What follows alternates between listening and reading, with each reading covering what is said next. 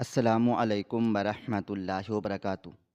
ایک فقیر میلے کپڑوں میں مسجد کی پہلے صف میں بیٹھ گیا۔ متولی نے اسے بازو سے پکڑ کر پیچھے دھکیل دیا کہ یہاں چودھری صاحب بیٹھیں گے۔ فقیر خاموشی سے جوتوں والی جگہ پر بیٹھ گیا۔ نماز کے بعد جب دعا ہوئی تو سب کے ہاتھ اٹھے ہوئے تھے، مگر اچانک چھت کا پنکھا چودھری صاحب پر گرنے لگا۔ اسی فقیر نے چھلانگ لگا کر چودھری صاحب کو بچا لیا اور خود زخمی ہو گیا۔ جب لوگوں نے اس فقیر کی جیب سے کارڈ دیکھا تو وہ شہر کا سب سے بڑا ریٹائرڈ جج تھا، جو بھیس بدل کر شہر کی قدیم جامع مسجد کے مینار ابھی تک رات کی سیاہی کا لبادہ اوڑھے کھڑے تھے، جب فجر کی پہلی اذان نے فضا کے سکوت کو چیر دیا۔ جنوری کی وہ صبح اس قدر سرد تھی کہ اوس کے قطرے فضا میں منجمد ہو کر سفید دھند کی چادر تان چکے تھے۔ ہر طرف ایک ایسی خاموشی تھی جو ہڈیوں میں سرایت کر جانے والی ٹھنڈک کے ساتھ مل کر ماحول کو ہیبت ناک بنا رہی تھی۔ اسی دھندلکے میں جب ابھی نمازیوں کے قدموں کی چاپ بھی سنائی نہیں دے رہی تھی، مسجد کے صحن میں ایک ہولہ متحرک تھا۔ یہ ایک ضعیف الامر شخص تھا جس کے بدن پر موجود لباس اس قدر پرانا اور پیوند زدہ تھا کہ اس کی اصل رنگت کا اندازہ لگانا ناممکن تھا۔ اس کے نحیف اور لرزتے ہوئے ہاتھوں نے پانی کا پائپ تھام رکھا تھا اور وہ نہایت احتیاط سے مسجد کے سنگ مرمر کے فرش کو دھو رہا تھا۔ بارش کی ہر بوند جب زمین کو چھوتی تو اس کی ٹھنڈک سے اس بوڑھے کے بدن میں ایک تھر تھراہٹ دوڑ جاتی، مگر اس کے چہرے پر ایک عجیب سی دھن اور استقامت تھی۔ وہ اس قدر مگن تھا جیسے یہ فرش دھونا نہیں بلکہ اپنی روح کے داغ صاف کرنا۔ اس کی آنکھیں جو وقت کی بے رحمی سے دھنس چکی تھیں، ہر گوشے کو اس طرح صاف کر رہی تھی جیسے وہ کسی بہت بڑے گناہ کا کفارہ ادا کر رہا ہو۔ کوئی نہیں جانتا تھا یہ شخص کون ہے، کہاں سے آیا ہے اور اس کا ماضی کیا ہے۔ اس کے ہاتھ جب لوہے کے وائپر کو چلاتے ان کی لرزش میں ایک ایسی داستان چھپی تھی جو پڑھنے والا جسے کوئی بھی نہ تھا۔ وہ ایک ایسا معمہ تھا جسے مسجد کی دیواروں نے تو قبول کر لیا تھا، مگر انسانی نگاہیں اب بھی اس سے بیگانہ تھیں۔ وہ کسی سے کچھ مانگتا نہ تھا، کسی سے بات نہ کرتا تھا، بس فجر سے پہلے نمودار ہوتا اور خاموشی سے خدمت خلق کے اس کٹھن سفر پر نکل پڑتا جسے دنیا محض صفائی سمجھتی تھی۔ دن ڈھلنے لگا اور سورج کی مدھم روشنی نے دھند کو چھانٹ دیا تو گلیوں میں زندگی کی چہل پہل شروع ہو گئی۔ محلے کے شرارتی بچے، جن کے نزدیک ہر غیر معمولی حلیے والا شخص تفریح کا سامان ہوتا ہے، مسجد کے دروازے پر جمع ہونے لگے۔ ان بچوں کے لیے یہ بوڑھا ایک پاگل بابا سے بڑھ کر کچھ بھی نہ تھا۔ وہ جب اسے جھک کر جوتے سیدھے کرتے یا صحن کی مٹی جھاڑتے دیکھتے تو زور زور سے کہہ کے لگاتے۔ کوئی بچہ اسے چھیڑنے کے لیے کنکری پھینکتا تو کوئی دور سے آواز کستا، اوئے پاگل بابا، اپنے گھر کا راستہ بھول گئے ہو کیا؟ کبھی کوئی بچہ اس کے تھیلے کو چھیننے کی کوشش کرتا تو وہ بوڑھا تل ملانے کی بجائے محض ایک دھیمی اور رکت آمیز مسکراہٹ کے ساتھ ان کی طرف دیکھتا۔ اس کی خاموشی میں ایک ایسا وقار تھا جو بچوں کی شرارتوں سے بلند تھا۔ وہ اپنے بوسیدہ کرتے کی جیب میں ہاتھ ڈالتا اور مٹھی بھر رنگ بھرنگی ٹافیاں نکالتا، وہ ٹافیاں جو شاید اس نے اپنے دن بھر کی کسی معمولی محنت یا کسی کی دی ہوئی خیرات سے بچا کر خریدی ہوتی تھیں۔ وہ لرزتے ہاتھوں سے وہ مٹھائیاں بچوں کی طرف بڑھاتا۔ بچے اس کی اس بے لوث محبت سے ایک لمحے کو سٹ پٹا جاتے، ٹافیاں جھپٹ کر بھاگ جاتے، مگر پیچھے مڑ کر وہی جملہ دہراتے، پاگل بابا، پاگل بابا۔ اسے شاید اپنی اس تذلیل میں اب کوئی تکلیف محسوس نہیں ہوتی تھی، کیونکہ جس شخص نے خود کو اپنے رب کے حضور خاک کر دیا ہو اسے دنیا کی باتوں سے کیا غرض؟ اس کی مسکراہٹ میں ایک ایسی گہری اداسی تھی جو صرف وہی سمجھ سکتا تھا جس نے زندگی کی اونچ نیچ کو بہت قریب سے دیکھا ہو۔ وہ بچوں کی اس معصومانہ بے حسی کو بھی اپنی توجہ کا، توبہ کا بھی ایک اہم حصہ سمجھ کر قبول کر لیتا تھا اور دوبارہ اپنے کام میں جت جاتا۔ مسجد کا متولی، جو اپنے جبے اور دستار کے غرور میں اس قدر مگن تھا کہ اسے ہر ایک غریب انسان حقیر نظر آتا، اس بوڑھے کو ہمیشہ شک کی نگاہ سے دیکھتا تھا۔ ایک دن جب وہ بوڑھا صفائی کے بعد تھکن سے چور ہو کر مسجد کے اندرونی ہال کی دہلیز پر تھوڑی دیر دم لینے کے لیے بیٹھا تو متولی صاحب غصے سے لال پیلے ہوئے وہاں جا پہنچے۔ متولی نے اپنی قیمتی تسبیح کو جھٹکا دیا اور کرخت لہجے میں بولا، اوے فقیر، کتنی بار سمجھایا ہے کہ صفائی کر لی ہے تو باہر جا کر بیٹھا کر، دیکھ نہیں رہے اندر کتنے قیمتی اور ریشمی قالین بچھے ہوئے ہیں؟ تمہارے ان کپڑوں سے ان میں جراثیم بھر جائیں گے جو میلے ہو چکے ہیں، اور معزز نمازیوں کو کوفت ہوگی۔ تم جیسے لوگوں کی جگہ باہر جوتوں کے پاس ہے، اندر آ کر مسجد کی زینت خراب نہ کیا کرو۔ بوڑھے نے جیسے ہی یہ تیکھے جملے سنے، اس نے ایک دم اپنی نظریں جھکا لیں۔ اس کے چہرے پر نہ تو کوئی شکوہ آیا اور نہ ہی اس نے اپنے دفاع میں کوئی لفظ کہا۔ اس نے نہایت عاجزی سے اپنا سر جھکا لیا۔ اس کے ہاتھوں کی لرزش بڑھ گئی اور اس نے دبی ہوئی آواز میں کہا، جی بہتر صاحب، بہت بہتر، میری خطا ہے، میں باہر ہی ٹھیک ہوں۔ وہ خاموشی سے اٹھا اور مسجد کے آخری کونے کی طرف چل پڑا جہاں دھوپ کی تمازت اور گرد و غبار کا راج تھا۔ اسے اس بات کا رنج نہیں تھا کہ اسے دھتکارا گیا ہے، اسے تو رنج اس بات کا تھا کہ وہ اب بھی اس قابل نہیں کہ اللہ کے گھر کے اندرونی حصوں میں قدم رکھ سکے۔ متولی کا یہ رویہ اس کے لیے ایک کوڑے کی مانند تھا، مگر وہ اس کوڑے کو بھی اپنی روح کی پاکیزگی کے لیے ضروری سمجھتا تھا۔ اس نے سمجھ لیا تھا کہ جس نے کبھی لوگوں کی عزتیں اچھالی ہوں، اسے آج اپنی عزت کی پامالی پر صبر کرنا ہی ہوگا۔ جب رات کی سیاہی گہری ہو جاتی ہے اور مسجد کے بڑے دروازے بند کر دیے جاتے ہیں، جب شہر کے تمام ہنگامے تھم جاتے ہیں اور نمازی اپنے گرم بستروں میں سکون کی نیند سو جاتے، تب اس بوڑھے شخص کی اصل زندگی کا آغاز ہوتا۔ وہ مسجد کے ایک دور افتادہ سکون کی اوٹ میں، جہاں اندھیرا زیادہ گھنا ہوتا، گھٹنوں کے بل بیٹھ جاتا۔ اس کی آنکھوں سے آنسوؤں کا ایک لامتناہی سلسلہ شروع ہو جاتا جو اس کی سفید داڑھی کو تر کر دیتا۔ وہ اپنے پرانے تھیلے سے ایک چمڑے کی جلد والی نیلی ڈائری نکالتا۔ یہ ڈائری اس کے لیے کسی مقدس صحیفے سے کم نہ تھی، جس میں اس نے اپنی گزری ہوئی زندگی کے وہ کالے فیصلے اور وہ تمام گناہ درج کر رکھے تھے جن کا بوجھ اس کے سینہ اب سہ نہیں پا رہا تھا۔ وہ لرزتے ہاتھوں سے قلم تھامتا اور مدھم سی روشنی میں کچھ لکھنا شروع کر دیتا۔ کبھی وہ کسی مسجد کا نام لکھتا جسے اس نے اپنے ایک حکم سے مسمار کر دیا تھا، اور کبھی کسی بیوہ کی آہ کا ذکر کرتا جس کی زمین اس نے قانونی داؤ پیچ سے چھین لی تھی۔ وہ لکھتا جاتا اور سسکیاں بھرتا جاتا۔ اس کی وہ ڈائری دراصل اس کی توبہ کا ایک دستاویز تھی، جس میں وہ روزانہ اپنے رب کو اپنی ذلتوں کا حساب دیتا تھا۔ وہ ستون سے لگ کر گھنٹوں دعا کرتا، یا اللہ، میں نے تیرے گھروں کو بے حرمت کیا، آج میں تیرے ہی گھر کی دہلیز پر پڑا ہوں، مجھے موت سے پہلے وہ معافی دے دے جو میرے اس بوجھ کو ہلکا کر دے۔ اس کی وہ ڈائری ایک تجسس تھی۔ اگر کوئی اسے پڑھ لیتا تو اس شہر میں ایک زلزلہ سا آ جاتا، کیونکہ اس میں وہ حقائق درج تھے جو کسی عام انسان کے وہم و گمان میں بھی نہ تھے۔ وہ ڈائری اس کی توبہ کی گواہ تھی اور اس کی تنہائی کی واحد ساتھی۔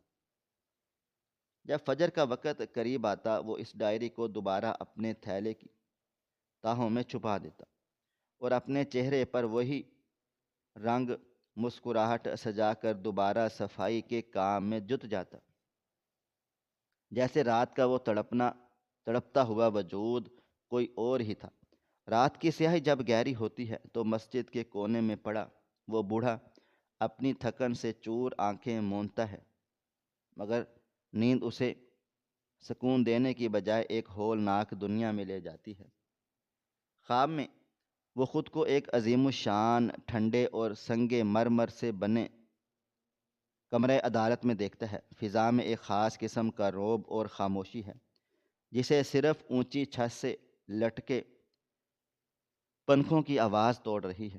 وہ ایک اونچی کرسی پر بیٹھا ہے جس کے پیچھے ریاست کا نشان چمک رہا ہے۔ اس کے سامنے کٹہرے میں چند بوڑھے اور خستہ حال لوگ کھڑے ہیں جن کے چہروں پر برسوں کی مشقت اور آنکھوں میں التجا کے دیپ جل رہے ہیں۔ ان میں سے ایک سفید ریش بزرگ جس کے ہاتھ لرز رہے ہیں آگے بڑھتا ہے اور نہایت لرزتی ہوئی آواز میں فریاد کرتا ہے، صاحب، یہ مسجد صرف اینٹ اور گارے کی دیوار نہیں ہے، یہ ہماری تاریخ ہے، ہماری روح ہے۔ یہ مسجد صدیوں قدیم ہے، اسے گرانے کا حکم نہ دیں۔ یہاں سے اٹھنے والی دعائیں ہی اس شہر کو تھامے ہوئے ہیں۔ لیکن اس اونچی کرسی پر بیٹھے ارشد کمال کے دل پر اس وقت طاقت کا پردہ پڑا ہوا ہے۔ اسے ان بزرگوں کے آنسو نہیں بلکہ اپنے سامنے پڑی قانون کی وہ موٹی کتاب نظر آ رہی ہے جس کی تشریح وہ اپنی مرضی سے کرنا چاہتا ہے۔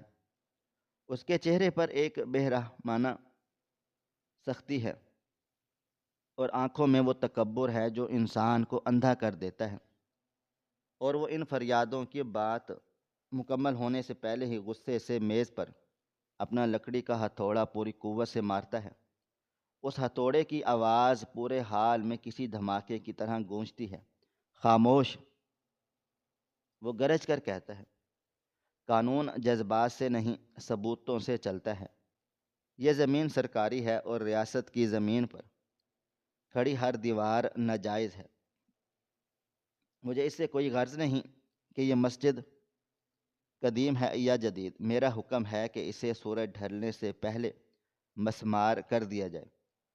خواب میں اسے ہتھوڑے کی ہر ضرب کے ساتھ کسی مینار کے گرنے کی آواز سنائی دیتی ہے۔ وہ دیکھتا ہے کہ جیسے ہی اس کا قلم فیصلے پر دستخط کرتا ہے، اس سے روشنائی نہیں بلکہ سیاہ خون نکل رہا ہے جو پوری میز پر پھیل جاتا ہے۔ فریادیوں کی چیخیں بلند ہوتی ہیں مگر وہ مسکرا کر کرسی سے اٹھ جاتا ہے، یہ سمجھے بغیر کہ آج اس نے کسی مسجد کو نہیں بلکہ اپنی آخرت کی بنیادوں کو گرانے کا حکم دیا ہے۔ طاقت کا یہ نشہ اسے یہ احساس ہی نہیں ہونے دیتا کہ وہ جس کرسی پر بیٹھا ہے وہ لکڑی کی نہیں بلکہ ریت کی بنی ہوئی ہے جو کسی بھی وقت ڈھیر ہو سکتی ہے۔ خواب اچانک ایک نیا اور ہولناک موڑ لیتا ہے، منظر بدلتا ہے، اور اب وہ کمرہ عدالت نہیں بلکہ اس کے اپنے عالیشان بنگلے کا وسیع و عریض صحن ہے جہاں ہر طرف سفید چادریں بچھی ہوئی ہیں۔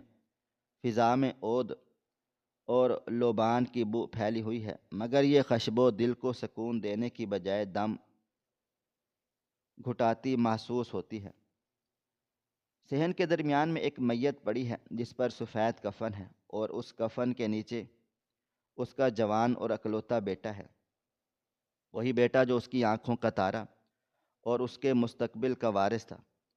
لوگ گروہ در گروہ آ رہے ہیں، اس کے کندھے پر ہاتھ رکھ کر تعزیت کر رہے ہیں، تسلیاں دے رہے ہیں، مگر ارشد کمال کے کانوں میں ان لوگوں کی آوازیں نہیں آ رہیں۔ اسے ایک عجیب اور خوفناک آواز سنائی دے رہی ہے، جیسے کہیں قریب سے ہی ایک بہت بڑا ہتھوڑا چل رہا ہو، دھپ دھپ دھپ۔ ہر ضرب کے ساتھ اسے محسوس ہوتا ہے کہ اس کے اپنے سینے کی ہڈیاں ٹوٹ رہی ہیں۔ وہ مڑ کر دیکھتا ہے تو اسے فضا میں وہی قدیم مسجد گرتی ہوئی دکھائی دیتی ہے جس کا اس نے حکم دیا تھا۔ ملبے کے ڈھیر سے اٹھنے والی دھول اس کے بیٹے کے کفن کو میلا کر رہی ہے۔ وہ چیخنا چاہتا ہے وہ لوگوں سے کہنا چاہتا ہے کہ دیکھو وہ مسجد گر رہی ہے، اسے روکو، مگر اس کے گلے سے آواز نہیں نکلتی۔ اسے محسوس ہوتا ہے کہ وہ فریادی بزرگ جنہوں نے عدالت میں التجا کی تھی، اب اس کے بیٹے کی میت کے سرہانے کھڑے ہیں اور خاموشی سے اسے دیکھ رہے ہیں۔ ان کی خاموش نظریں اسے بتا رہی ہیں کہ صاحب، اللہ کے گھر جب گرائے جاتے ہیں تو اپنے گھروں کے صحن بھی سلامت نہیں رہتے۔ وہ درد سے تڑپ کر اپنے بیٹے کے چہرے سے کفن ہٹانے کی کوشش کرتا ہے، مگر اسے وہاں صرف اندھیرا نظر آتا ہے۔ اسے احساس ہوتا ہے کہ یہ خدا کی وہ لاٹھی ہے جو بے آواز ہے، مگر جب پڑتی ہے تو بڑے بڑے منصفوں کو ایوان ہلا ڈالتی ہے۔ وہ پسینے میں شرابور ہانپتا ہوا جاگ جاتا ہے اور خود کو مسجد کے اسی تاریک کونے میں پاتا ہے جہاں اس کی آنکھوں سے بہنے والے آنسو اب اس کی داڑھی کو تر کر چکے ہوتے ہیں۔ یادوں کا سلسلہ اسے اس دن کی طرف لے جاتا ہے جب اس کے زوال کی داستان مکمل ہوئی تھی۔ یہ خواب نہیں بلکہ وہ حقیقت تھی جس نے اسے جسٹس ارشد کمال سے پاگل بابا بنا دیا تھا۔ منظر اس کے عالیشان بنگلے کے باہر کا ہے جہاں ایک ہجوم جمع ہے۔ سرکاری افسران ہاتھوں میں فائلیں لیے کھڑے ہیں اور ایک شخص اونچی آواز میں پکار رہا ہے، نیلام نیلام نیلام۔ اس گھر کے قیمتی فرنیچر، اس کی مہنگی گاڑیوں اور اس کی لائبریریوں کی نایاب کتابوں پر لوگ بولیاں لگا رہے ہیں۔ وہ شخص جو کبھی دوسروں کی جائیدادوں کے فیصلے کرتا تھا، آج اپنے ہی گھر کی دہلیز پر ایک اجنبی بن کر کھڑا ہے۔ قانون کی وہی تلوار جسے اس نے دوسروں کے خلاف استعمال کیا تھا، اب اس کی اپنی جڑیں کاٹ رہی تھی۔ قانونی پیچیدگیوں اور دھوکہ دہی کے ایک ایسے جال میں وہ خود پھنس گیا کہ اس کے پاس اپنی صفائی پیش کرنے کا موقع تک نہ رہا۔ وہ دیکھتا ہے کہ اس کا وہ سوٹ کیس جس میں اس نے اپنی زندگی کی چند قیمتی یادیں اور وہ نیلی ڈائری رکھی تھی، اب سڑک کے کنارے پڑا ہے۔ اس کے ہاتھ میں وہ جج کا لبادہ نہیں بلکہ ایک عام سی لکڑی کی لاٹھی ہے۔ وہ سڑک کے بیچوں بیچ کھڑا ہوا ہے اور اس کے سامنے وہی شاہراہ ہے جہاں کبھی اس کا پروٹوکول گزرتا تھا اور لوگ اسے راستہ چھوڑ دیتے تھے، مگر آج تیز رفتار گاڑیاں اس کے قریب سے گزرتے ہوئے اسے مٹی اور گرد میں نہلا رہی ہیں۔ اس کا غرور جو کبھی ہمالیہ سے اونچا تھا، اب سڑک پر بکھرے ہوئے کانچ کے ٹکڑوں کی طرح پامال ہو رہا ہے۔ وہ پیچھے مڑ کر اپنے گھر کو دیکھتا ہے جس پر اب کسی اور کا نام لکھا جا چکا ہے۔ وہ ایک ٹھنڈی آہ بھرتا ہے اور اپنا سوٹ کیس اٹھا کر چلنا شروع کر دیتا ہے۔ اس کے ہر قدم میں ایک ٹوٹنے کی آواز ہے، اس کا ہر سانس ایک پچھتاوا ہے۔ وہ سمجھ چکا ہے کہ جب انسان اللہ تعالیٰ کی حدیں توڑتا ہے تو اللہ تعالیٰ اس کی پہچان چھین کر اسے نشان عبرت بنا دیتا ہے۔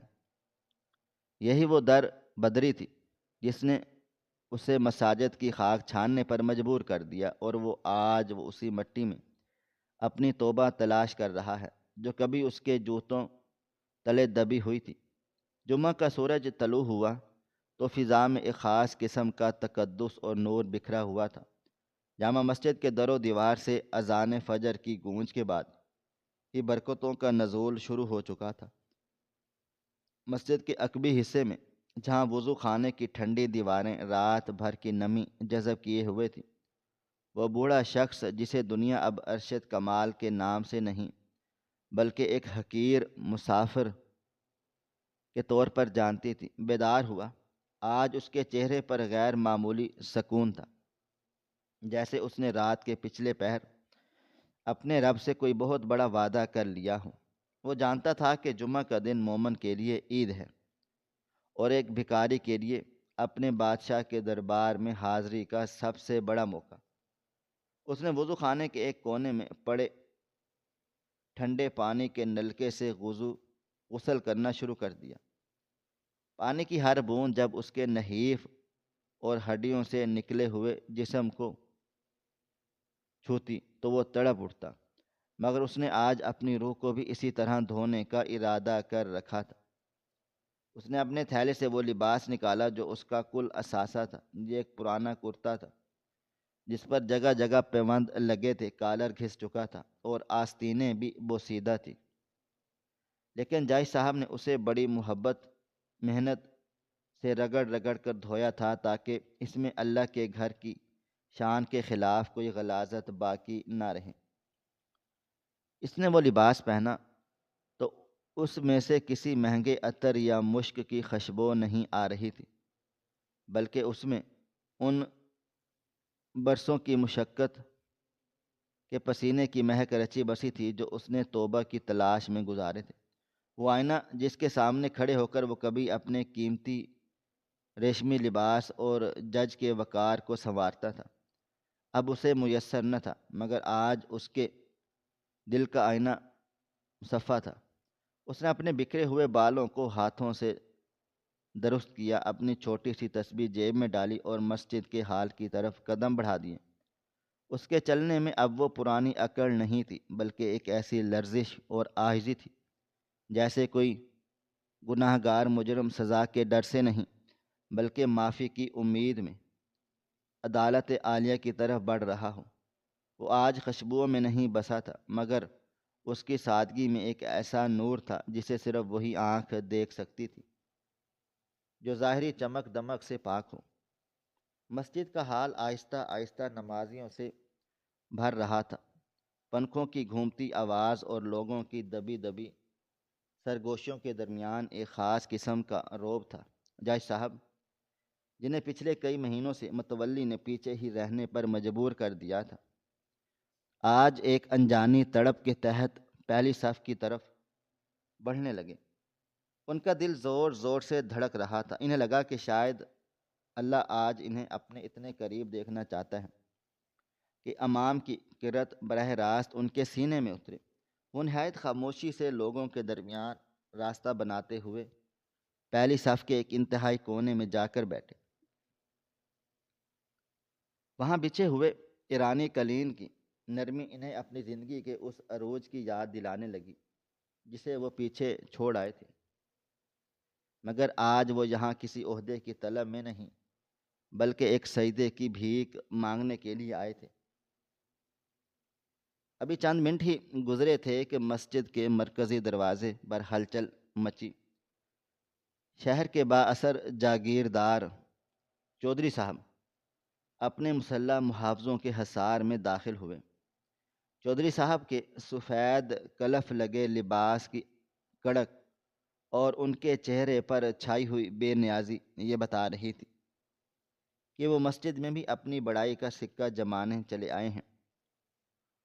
وہ سیدھے پہلے صف کی طرف بڑھے جہاں ان کے لیے خالی جگہ رکھنا انتظامیہ کا غیر تحریری فرض بن چکا تھا۔ چودھری صاحب کی نظر جب اپنے قریب بیٹھے اس بوسیدہ حال فقیر پر پڑی تو ان کے ماتھے پر ناگواری کے بل پڑ گئے۔ انہوں نے حقارت سے منہ پھیرا اور اپنے پیچھے کھڑے گن مین کو آنکھوں ہی آنکھوں میں ایک اشارہ کیا۔ وہ گن مین جو طاقت کے نشے میں اپنے انسانی ہونے کا فائدہ بھی احساس بھی کھو چکا تھا، ایک دم سے آگے بڑھا اور اس نے جج صاحب کو ان کے نڈھال کندھوں سے پکڑا۔ اوئے اٹھ یہاں سے۔ گن مین کی آواز میں ایسی کرختگی تھی کہ آس پاس کے نمازیوں نے چونک کر اس کی طرف دیکھا۔ اس نے جج صاحب کو ایک زوردار جھٹکا دیا جس سے وہ لڑکھڑا کر تقریباً گرنے والے تھے۔ تجھے پتہ نہیں ہے یہ جگہ کن کے لیے ہے؟ یہ پہلی صف تیرے جیسے بدبودار فقیروں کے لیے نہیں ہے۔ چل پیچھے جا کر بیٹھ، تیرے ان پیوند لگے کپڑوں سے ہمارا مصلی گندا ہو رہا ہے۔ جج صاحب نے ایک بار چودھری صاحب کی طرف دیکھا، شاید اس امید میں کہ وہ انسان ہونے کے ناطے مداخلت کریں گے، مگر چودھری صاحب تسبیح کے دانوں پر انگلیاں پھیرنے میں مصروف تھے۔ جیسے ان کے سامنے کوئی انسان نہیں بلکہ ایک بے جان کچرا ہٹایا جا رہا ہو۔ جج صاحب کا دل ٹوٹ کر ریزہ ریزہ ہو گیا۔ ان کی آنکھوں میں ایک آنسو ٹپکا جس میں ان کی تذلیل سے زیادہ اس سماجی منافقت کا غم تھا جو اللہ تعالیٰ کے گھر میں بھی طبقات پیدا کر دیتی ہے۔ انہوں نے کوئی جواب نہیں دیا، کوئی احتجاج نہیں کیا، بس اپنا چھوٹا سا جھولا اٹھایا اور سر جھکا کر صفوں کے پیچھے کی طرف چل دیے۔ انہیں پیچھے دھکیلتے ہوئے گن مین کی بڑبڑاہٹ اب بھی سنائی دے رہی تھی۔ عجیب لوگ ہیں، فقیر ہو کر بادشاہوں کے برابر بیٹھنے کے خواب دیکھتے ہیں۔ جج صاحب نے دل ہی دل میں کہا، کاش تمہیں معلوم ہوتا میں نے بادشاہت ٹھکرا کر فقیری صرف اس لیے چنی تھی کہ میں اس صف میں کھڑا ہو سکوں، مگر شاید میرا اللہ اب بھی مجھ سے ناراض ہے۔ وہ خاموشی سے جوتوں والے سٹینڈ کے پاس جا بیٹھے جہاں کی خاک انہیں ان مسلوں سے زیادہ معتبر محسوس ہو رہی تھی جن پر انسانیت کا خون ہو رہا تھا۔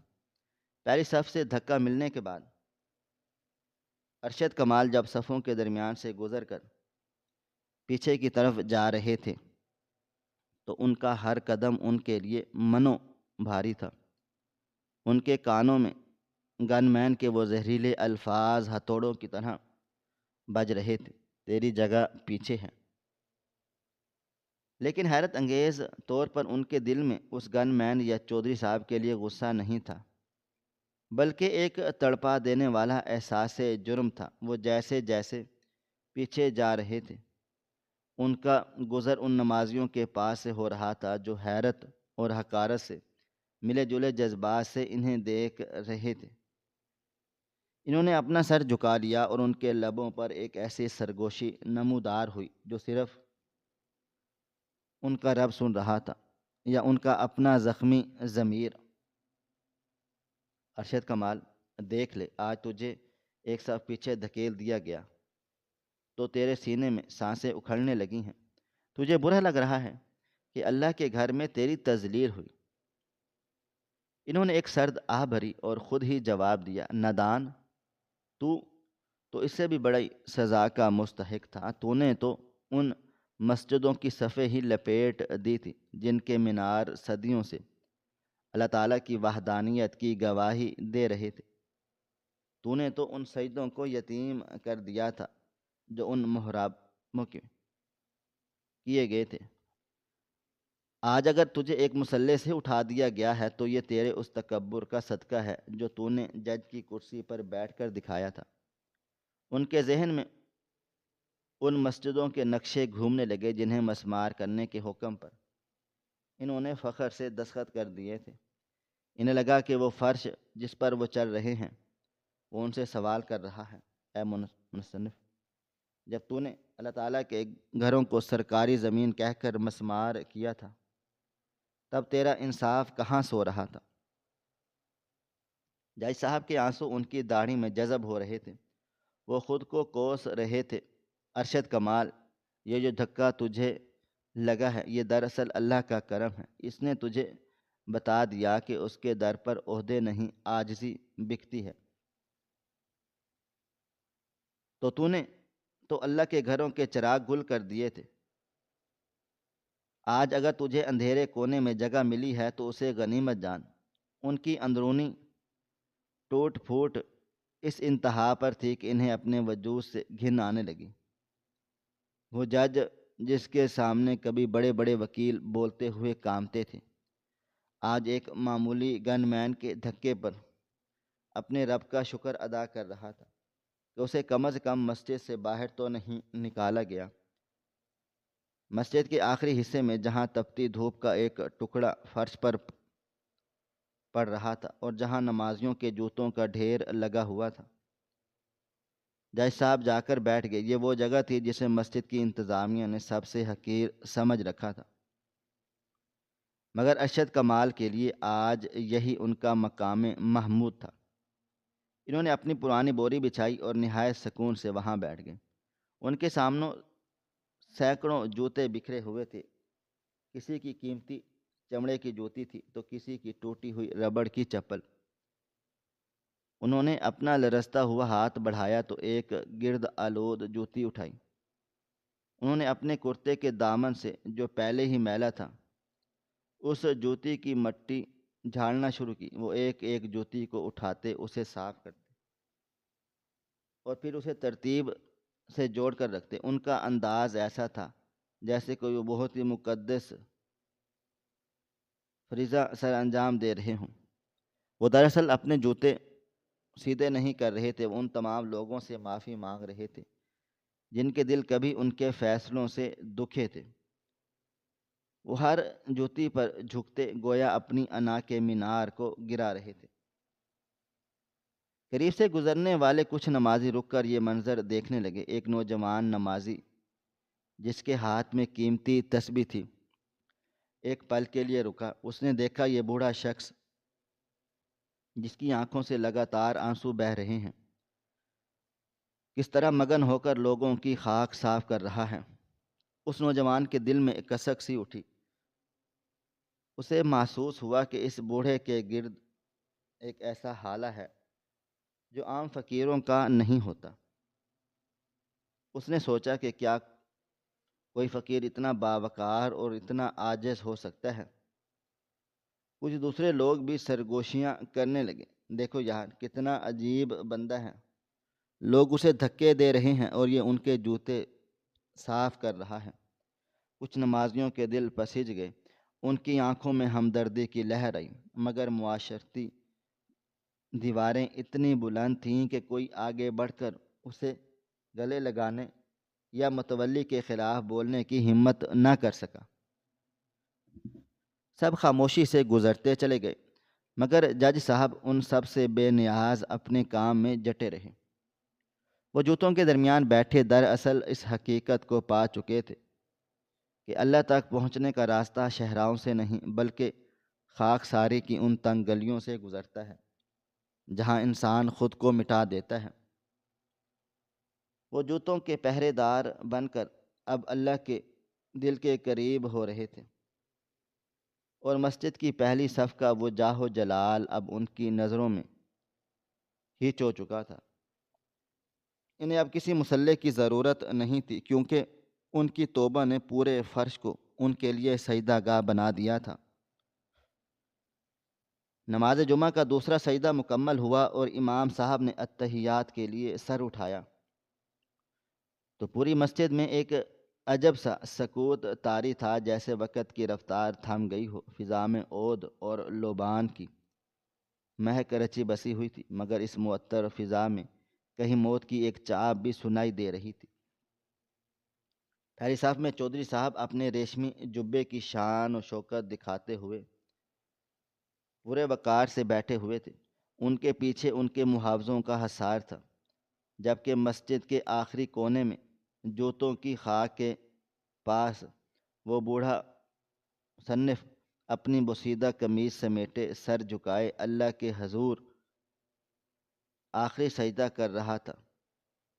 جیسے ہی نماز کے اختتام پر امام صاحب نے دائیں اور بائیں سلام پھیرا، جج صاحب کی تجربہ کار اور باریک بینی نظریں جو برسوں عدالتوں میں جھوٹ کے پردوں کو چاک کرتی رہی تھیں، اچانک چھت کی طرف اٹھ گئی۔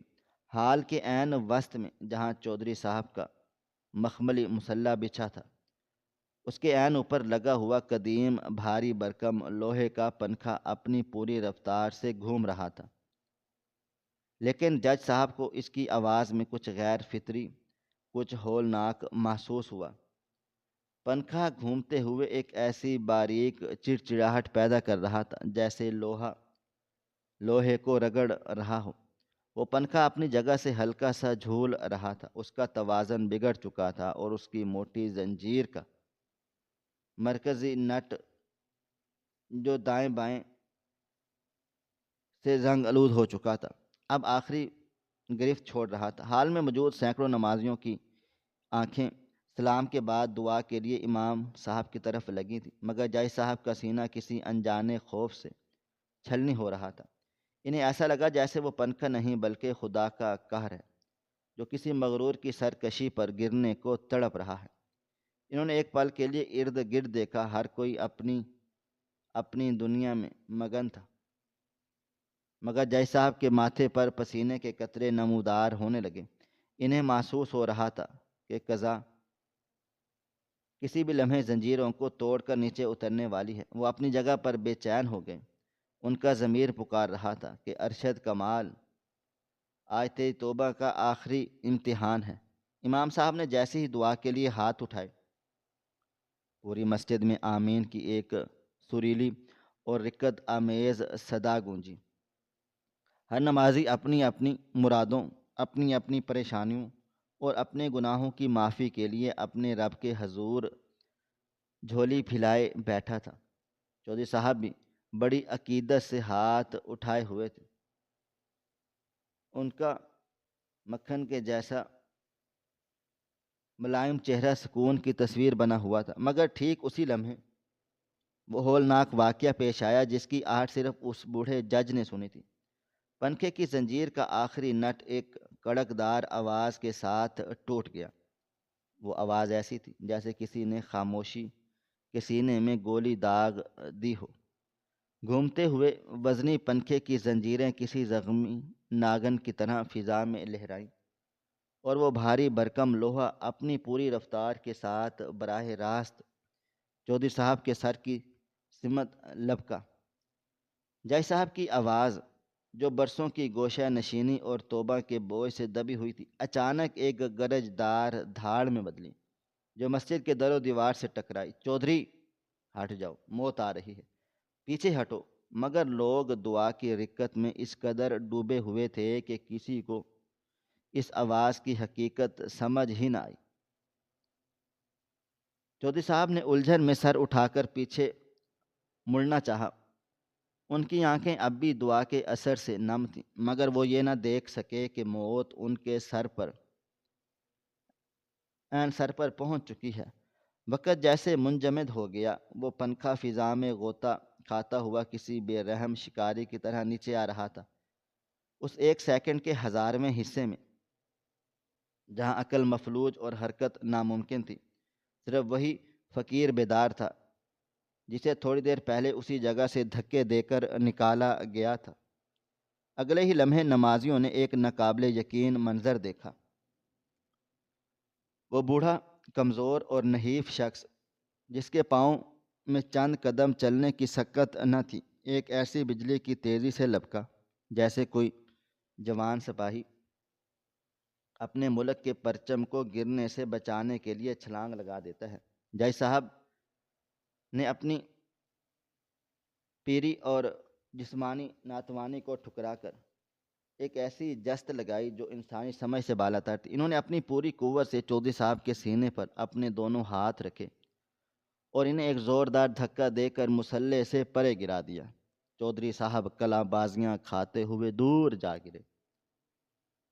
ان کے گن مین اور محافظ ہکا بکا رہ گئے، مگر وہ وزنی لوہا جس کی رفتار اور وزن کسی کے جسم کے دو ٹکڑے کرنے کے لیے کافی تھا،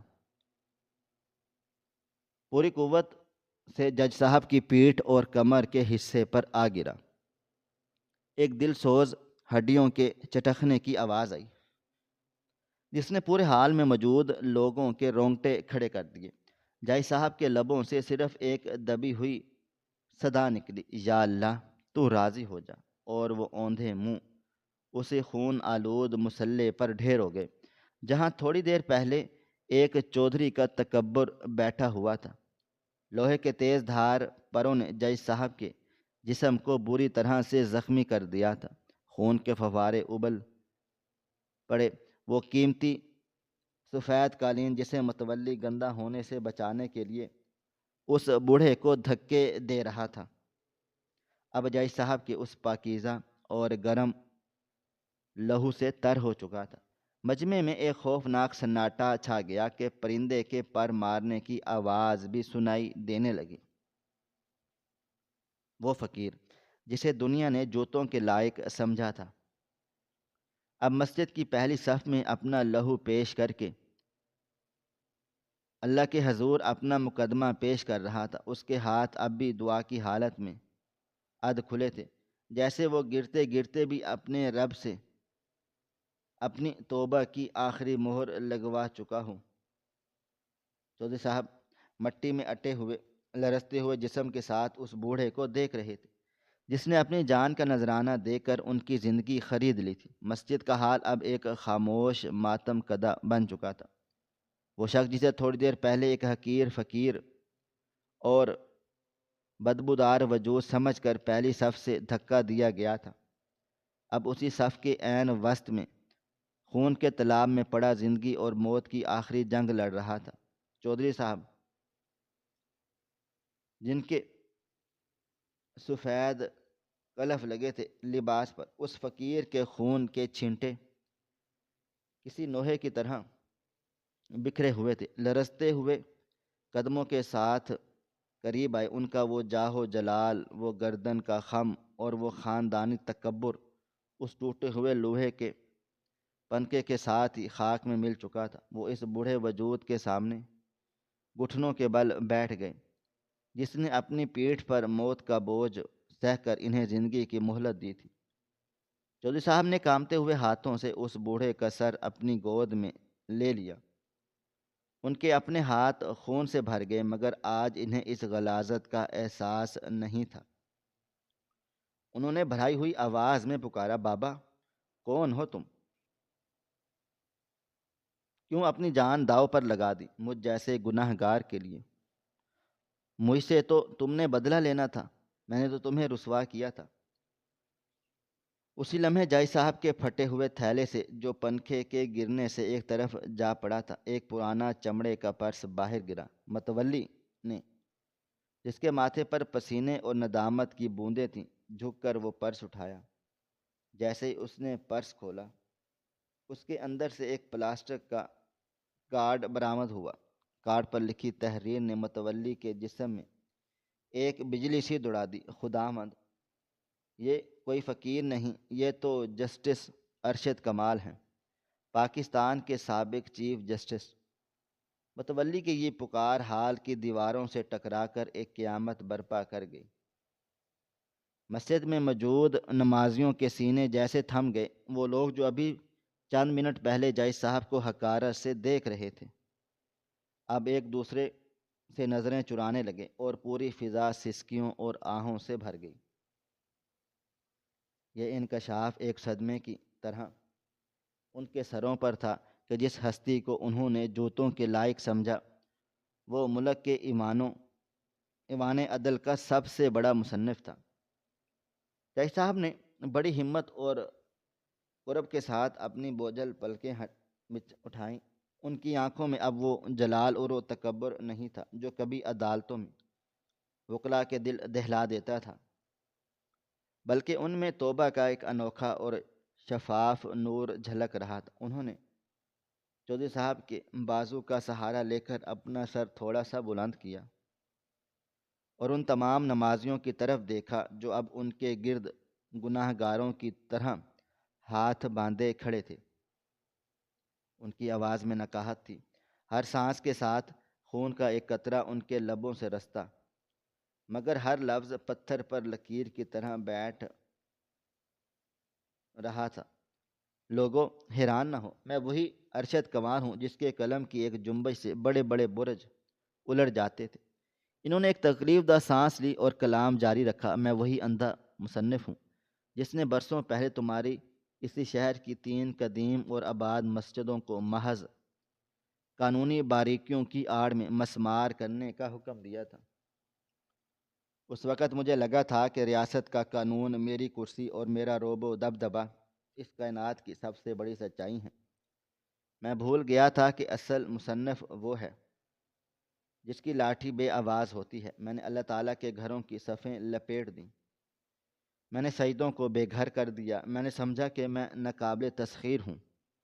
آج دیکھ لو، اسی مسلح پر جس سے مجھے نکالا گیا میرا لہو بہہ رہا ہے۔ اللہ تعالیٰ کا عدل دیکھو، اس نے مجھے اسی جگہ لہو لہان کیا جہاں میں نے اس کے بندوں کو رسوا کیا تھا۔ جائی صاحب کی حالت تیزی سے بگڑ رہی تھی، ان کا چہرہ زرد پڑ رہا تھا، ان کی روح جیسے آزاد ہو رہی ہو۔ انہوں نے اپنا لہو رنگ ہاتھ اٹھا کر متولی کا بازو تھام لیا۔ وہ متولی اب ان کے قدموں میں گر چکا تھا۔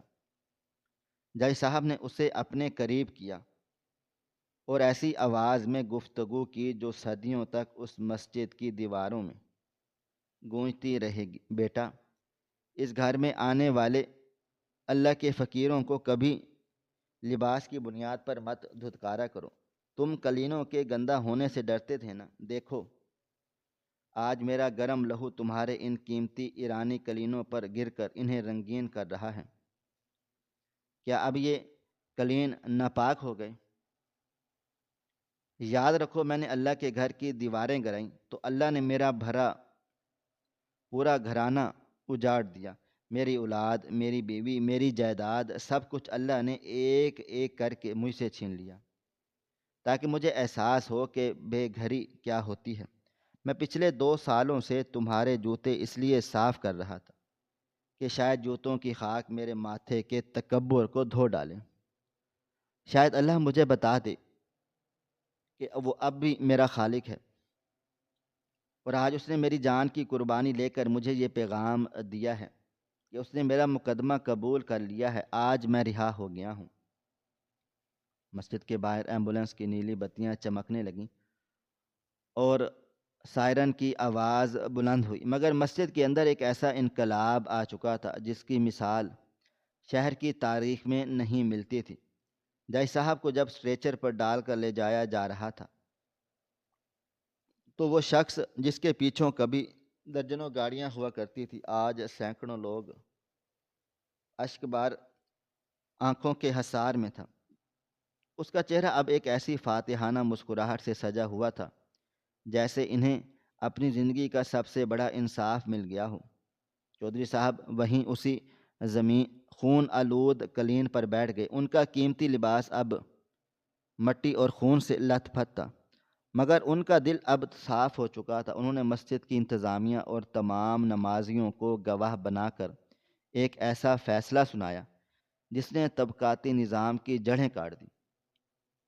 آج سے یہ مسجد VIP کلچر اور عہدوں کے بتوں سے پاک ہے۔ آج سے اس مسجد کی پہلی صف جو کسی چودھری، کسی بااثر یا کسی افسر کے لیے مخصوص نہ ہوگی۔ یہاں پہلے آنے والا ہر انسان، چاہے وہ کسی گٹر کا مزدور ہو یا محل کا بادشاہ ہو، پہلی صف کا اصل وارث ہوگا۔ جس جگہ اس عظیم الشان جج نے اپنا خون بہا کر ہماری جانیں بچائیں اور ہمیں انسانیت سکھائی، یہاں اب صرف اللہ کے عاجز بندے بیٹھیں گے۔ سورج اب افق میں ڈوب رہا تھا، مگر جامع مسجد کے صحن میں ایک نئی سحر طلوع ہو چکی تھی۔ وہ جج جسے پہلی صف سے نکالا گیا، اپنی توبہ کی بدولت اس مسجد کے ہر نمازی کے دل کی پہلی صف میں ہمیشہ ہمیشہ کے لیے جگہ پا چکا تھا۔ وہ نیلی ڈائری اب مسجد کے کتب خانے میں ایک ایسی کتاب بن گئی تھی جسے پڑھ کر آنے والی نسلیں یہ سیکھتی تھیں کہ اصل طاقت عہدے میں نہیں بلکہ اس عاجزی میں ہے جو انسان کو مٹی بنا کر معتبر کر دیتی ہے۔ اللہ کے ہاں انسان کے تقوی اور نیت کی قدر ہے، عہدے اور لباس کی نہیں۔ ناظرین، آپ کو ہماری آج کی کہانی کیسی لگی؟ کمنٹ باکس میں اپنی رائے کا اظہار ضرور کریں۔ مزید اس طرح کی سبق آموز کہانیاں سننے کے لیے ہماری ویڈیوز کو لائک کریں، شیئر کریں اور ہمارے چینل SF سٹوریز کو ضرور سبسکرائب کر لیں۔ ملتے ہیں کل ایک نئی اور دلچسپ کہانی کے ساتھ، تب تک اپنا ڈھیر سارا خیال رکھیے گا۔ اللہ حافظ۔